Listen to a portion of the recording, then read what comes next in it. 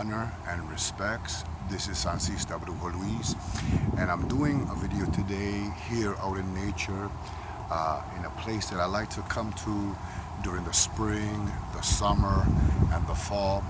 A place in nature where I can be alone, where I can unravel the thoughts in my brain, things that you know creep up into a person's brain. A place where I can meditate, a place where I can ground, and a place where I can feel alone but in the presence of God and Spirit. It is important that when we are spiritual people or spiritual individuals, that we find that place, that location where we can ground, where we can be alone, where we can meditate, where we can pray, where we can find Spirit. And for those people who live in the cement jungles, find that area. And I don't mean a bedroom. A bedroom shouldn't be that place. If you could really scan your bedroom, you would be surprised at how much filth and negative vibrations are in our bedrooms. That's where we worry, that's where we sleep, that's where we have our dreams and our nightmares and all that. And in order for a bedroom to be purified and cleansed of these negative vibrations, you'd have to cleanse that. You'd have to first of all clean it every day, materially, and then spiritually cleanse it every day, because every day the bedroom picks up your own vibrations. So find a place in nature where you can ground yourself, where you can purify, where you can feel, where you can breathe, and where you can feel connected to the divine within yourself and within Spirit. Some places are hard, it's harder than others. I know people who live in cities, and when I was in New York, I remember I was there for a little bit, and I just wanted to go, what's that park, Central Park, and even in Central Park, in the midst of that big city, I found a place where I can ground, and I can feel, I can ground and energize myself. So please, if you are a spiritual person, find that place, that location where you can ground, where you can feel connected with Spirit, with nature, and with the elements around you. It is so important and integral for your own spiritual growth and spiritual development. So I would like to share some more personal stories. And if you did not see my first video, I'm going to leave a link down below. But I would like to share some personal stories of, things that I've gone through in my spiritual journey, and understand that I don't try to repeat or say, the individual's name just to protect their privacy. But usually I ask the client if I can use that story or that experience within a video, and if they agree, then I have the, I get the green light to do a video. And usually it takes months and months and months. I don't record it right away. But this is a story that happened a couple of months ago. I think it was in spring. I think it was in May of this year. We're in August of the summer. So it's been a couple of months, and so I would like to share this story with you. Okay, so a couple of months ago, I received an email from a distraught individual, and in the email it said that he was being attacked by a demonic entity, and he didn't know if it was witchcraft, and that this demonic entity was making this individual feel suicidal thoughts, and if there was any way that I could help him. So I read this email and I said, brother, I'm not going to discuss this in email. Could you please send me your number and I will call you right away? So he did. He sent me his email, and not his email, he sent me his phone number, and I called him right away. And the first thing that I asked him, and I said, brother, he's an African-American gentleman, and I said, and I'm going to call him brother, throughout the video just to protect his name, but I said, brother, have you, no offense, please don't take this as me offending you in any way, but have you seeked out any before you came to me, have you seeked out any psychological or psychiatric help? So he had told me yes, that at the time that we were speaking, he was visiting a psychiatrist or a counselor for a deep depression that he was going through. And I said, okay. So I scheduled an appointment for him. And the day that he came, he was a gentleman of around 35 years old. And he was very thin. I remember him being very thin. He looked much older than for 35 years old. And I remember that he had, during the time of our email and our appointment, or our call and our appointment, he had a freak accident at work where he had almost lost his leg. And so he was not in a good, just pretty much beat up. And he looked weak and he looked very tired. And I sat him in my, on the altar, and I offered him some tea. I remember I offered him some tea, and I said to him, okay, so you're visiting a psychiatrist or a counselor? He said yes. And I said, okay, good, because in order for a spiritual person to help a person must find help. Not everything is spiritual. You understand what I'm saying? There are issues that are spiritual, and then there are issues that are mental issues. And in order for a person to heal perfectly, they must be healed, or they must balance mind, body, and soul. All those three must be balanced for a person to be strong and to heal. So he was going to the counselor, and I sat him down, and I said, okay, have you seen any other spiritual people before me? And he said, yes. I was driving one day from work when I came across a botanica, and I went into the botanica, and there was a lady there. He said, I think he said she was Haitian, a Haitian Mambo, and she consulted him and told him that he had a lower level entity on him. So she brought him to the cemetery and removed this energy from him and placed it into the cemetery. I said, how did you feel after that? He said, well, I was feeling fine for a week, and then it just came back with a vengeance. So after that, I had gone to a santero, and the santero did a full-on rompimiento on me. And after the rompimiento, he sent me home, and it helped me for a couple of days, and then it came back again with a vengeance, and I felt this depression on me.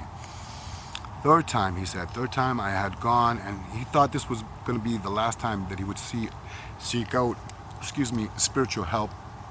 He had gone to a babalao, and the babalao also did a rompimiento on this gentleman, and he also prescribed him baths, which he said, yes, they did help for a little bit, and then again the depression started coming again, and he would feel that demonic energy, that demonic entity come over him. I said, okay.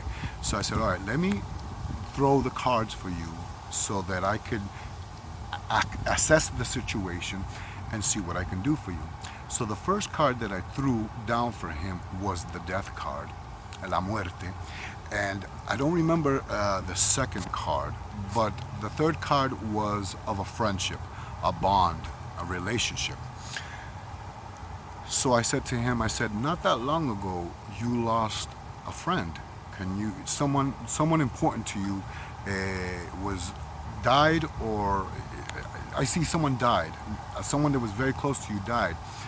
And he said, yes. And I said, please explain this to me. What happened? What happened in this situation? So he had said that he had a friend since they were in junior high until their 30s. They were like brothers. They were pretty much inseparable.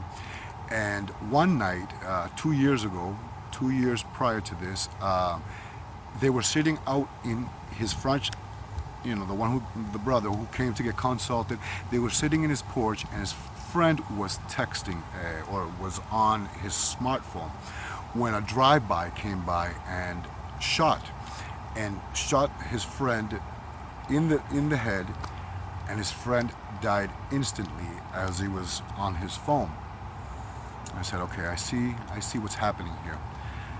I said, can you do me a favor? He said, yes. I said, I want you to do, first of all, explain to me about your friend. Was your friend religious, or was your friend spiritual? He said, well, my friend wasn't religious, but his family were Pentecostals. I said, okay. And I said, okay. I said, I want you to do me a favor now. I want you to close your eyes, and I want you to call on your friend's name. He said, you want me to call my friend's name? I said, yes. I would really like if you close your eyes, don't say it out loud, but in your mind, I want you to call on your friend's name. So he closed his eyes for a little bit, and then he opened them, and you can see the look of nervousness. I said, okay, tell me what you feel. What do you sense?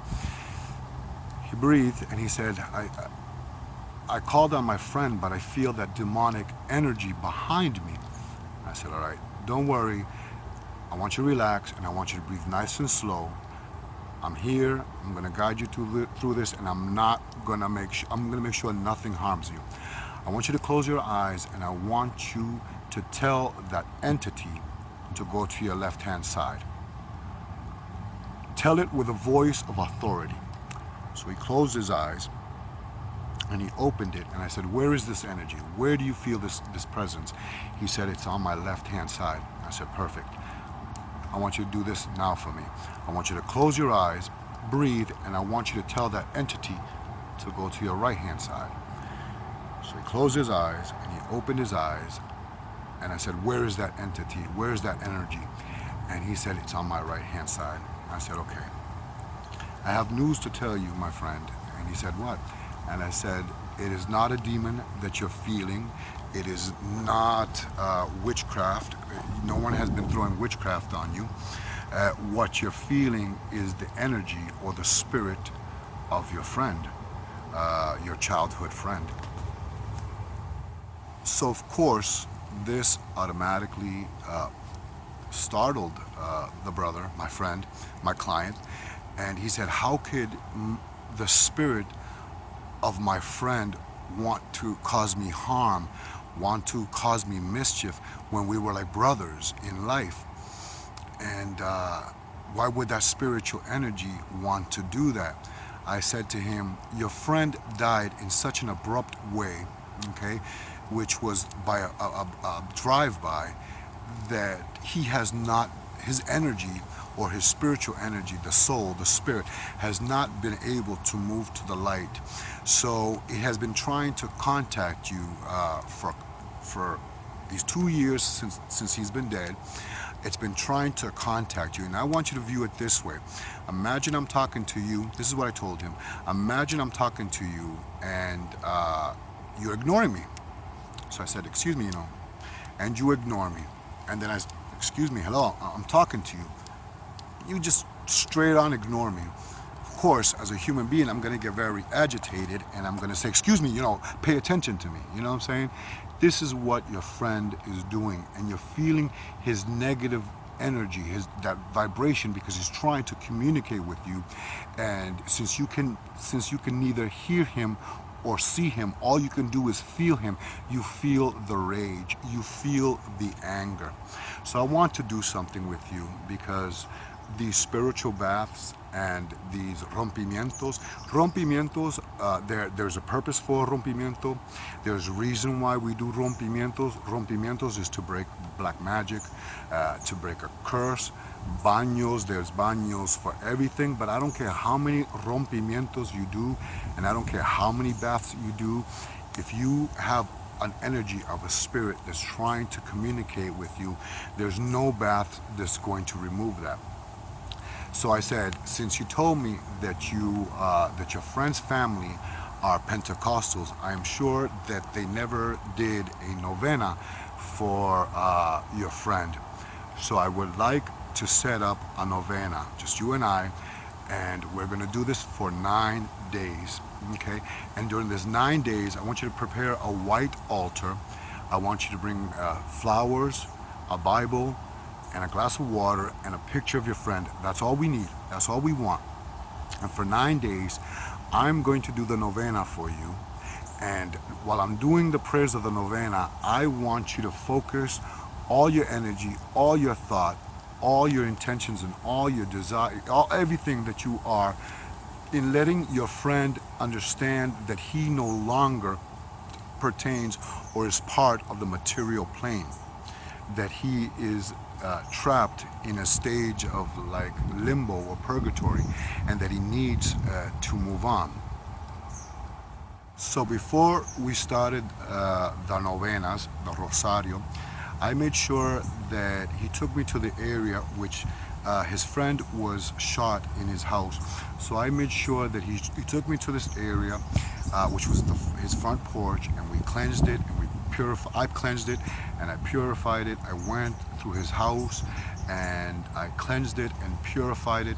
I called on my spirit guides. I called on God. I called on all my, mi cuadro espiritual to protect me and to guide me. And then we set up la mesa, the altar, which was just a table with a white sheet. He had a picture blown up of his friend, just of his friend. I didn't want nobody else living in that picture, just of his friends.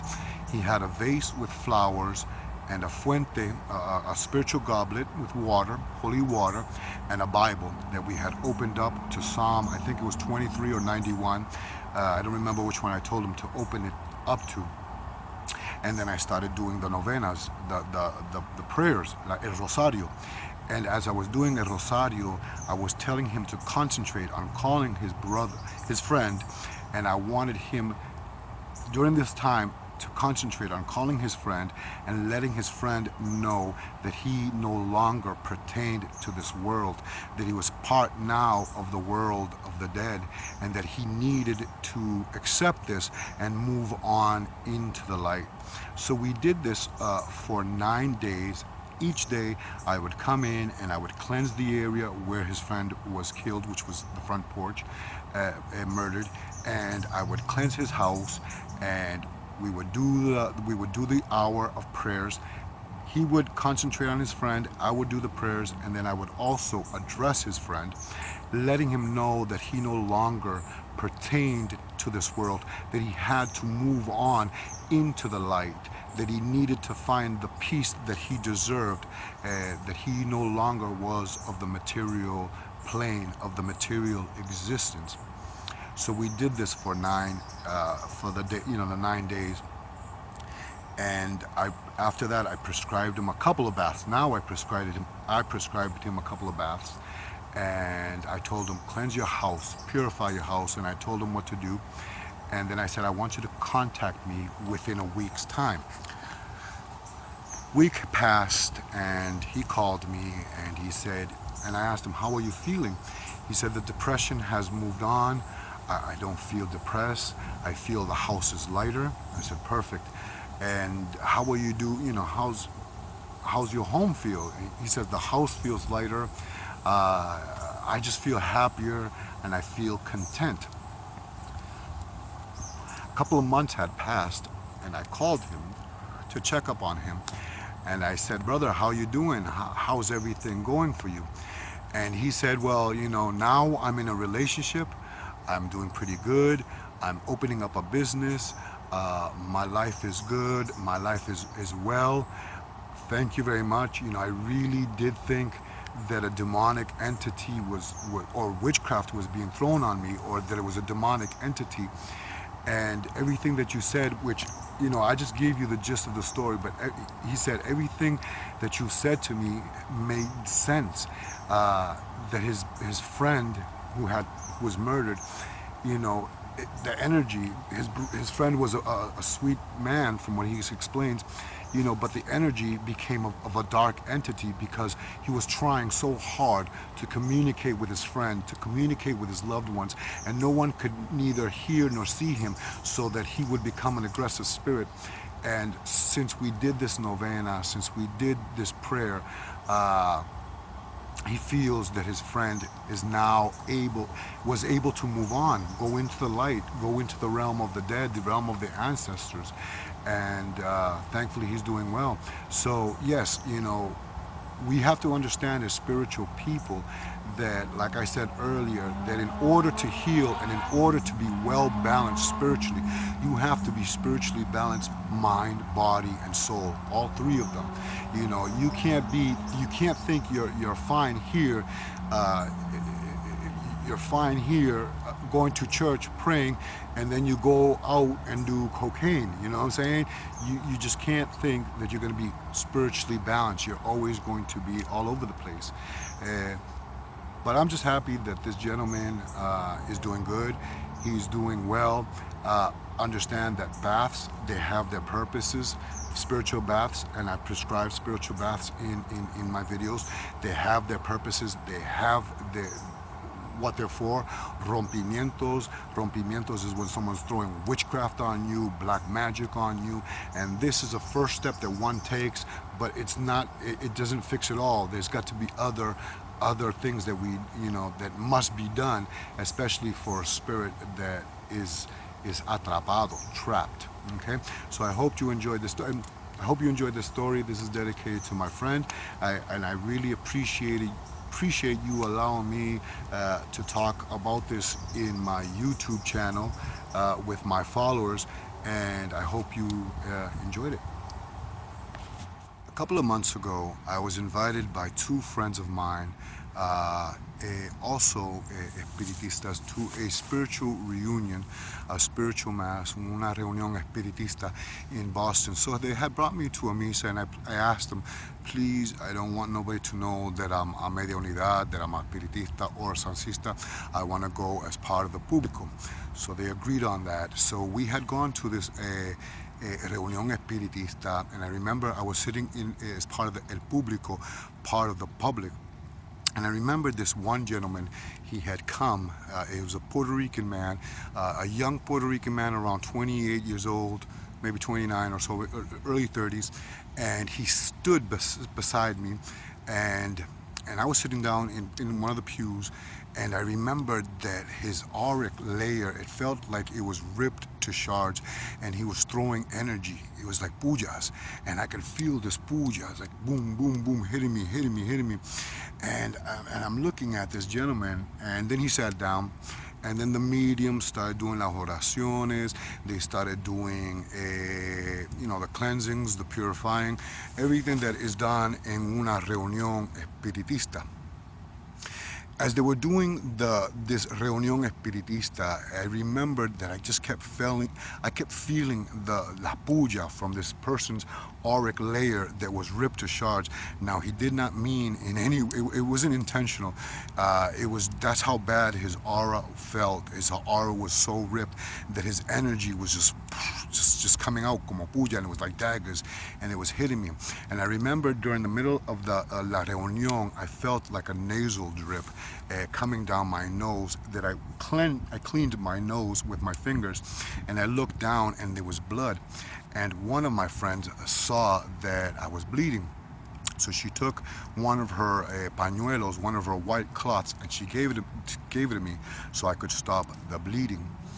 Thankfully, the bleeding did stop, and after the misa, the mediums on the tables asked if anybody could give evidencias, or if there were any evidencias for the público, if anybody in the público could give evidencias to anybody else in the misa espiritual. Evidencias, when we give, it's like, this is happening to you, this is you're facing this problem because such and so and whatever. And I said, con permiso de la mesa, con permiso del altar, with permission of the white table, I have an evidencia, and I would like to give it to this gentleman who's sitting next to me. And they let me speak, and I said, my brother, I feel, and I stood up and I looked at him, and I said, hermano mío, my friend, my brother, I feel that on you, you have, I see around you, around your feet, there are three espíritus arrastrados. Arrastrado are spirits that slither like snakes. And I said, so they're dark energies, they're dark entity, and one of these spirits is biting you on the leg, on your, I think it was on his right leg, and it's like a snake. It's got its bite on you, and it's not letting go. And the gentleman said, luz para tus espíritus, light. Yes, it's true. I said, do you have back pain? He said, yes. I said, my friend, has there been suicide in your family? Has anybody committed suicide? And he said, yes.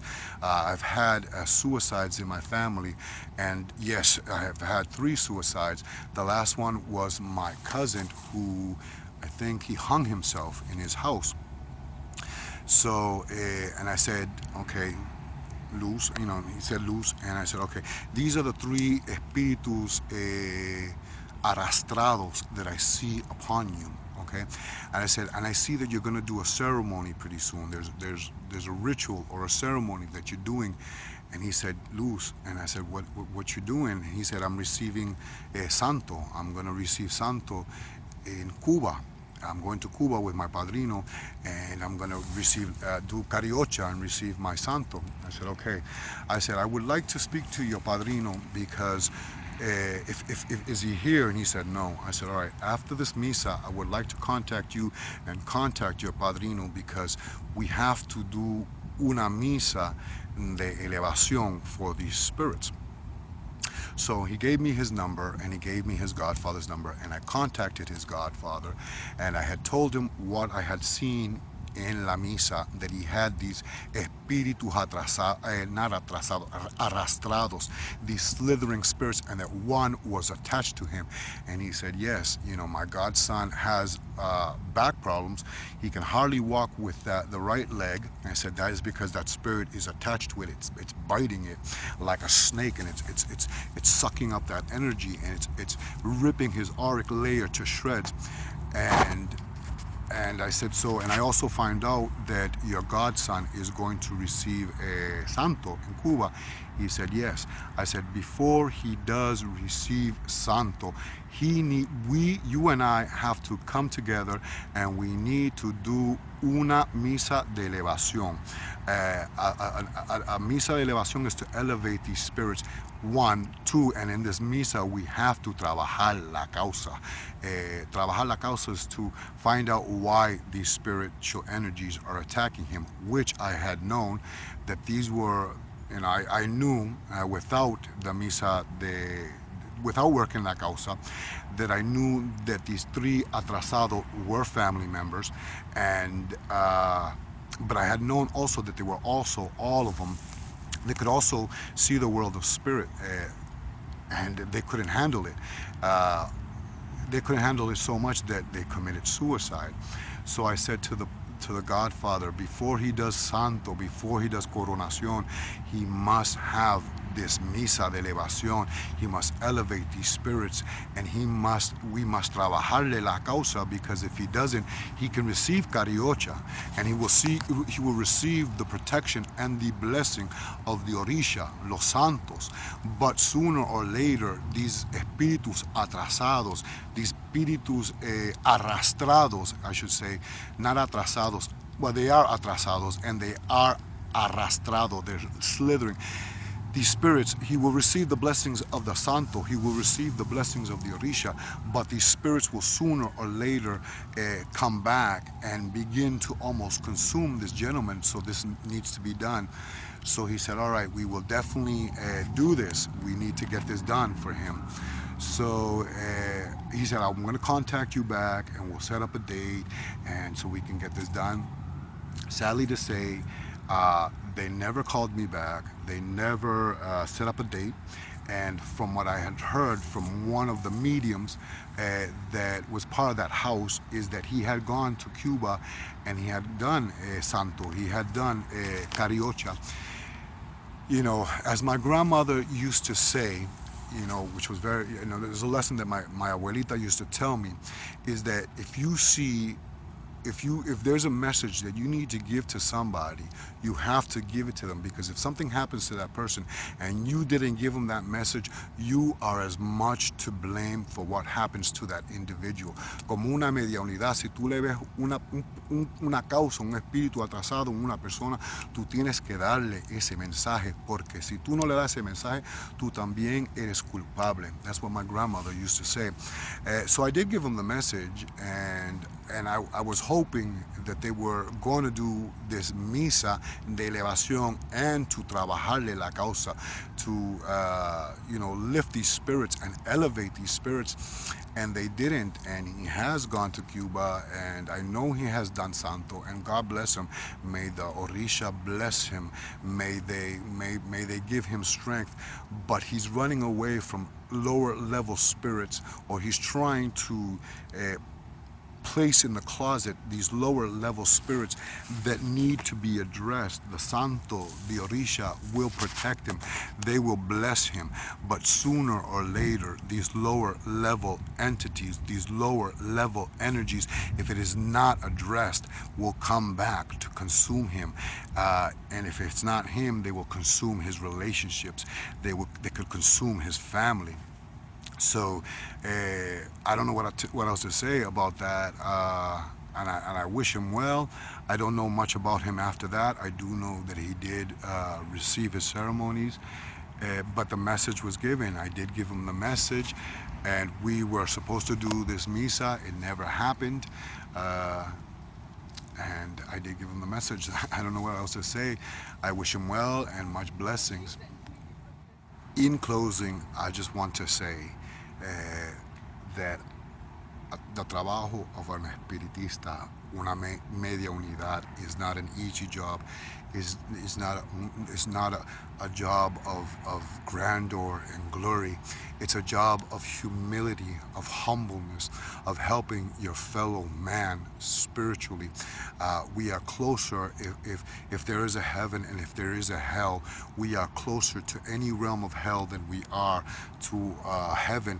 Purgatory and limbo are right here next to us, and at any moment, at every second, there is an interaction with the world of spirit. Some spirits do not mean harm. Not all spirits mean harm. Some spirits just need help. Some spirits need to be guided into the light. I am an espiritista. I am a sancista, and many people come to an espiritista for spiritual guidance, for a medium, una media unidad, to help so that we may channel the messages of the world, of los muertos, los seres, los espíritus, the spirits. It's not an easy job. Laboramos la causa. We work the causa. We work the lower level spirits. We enter on a daily basis like a shaman into a realm of the underworld, into the realm of spirit. So it is not an easy job. As a Sancista, I work with the Misterio de Loa. I honor those energies to balance my life with energies of elements. But as an espiritista, I'm always working or always seeing that world of the spirit.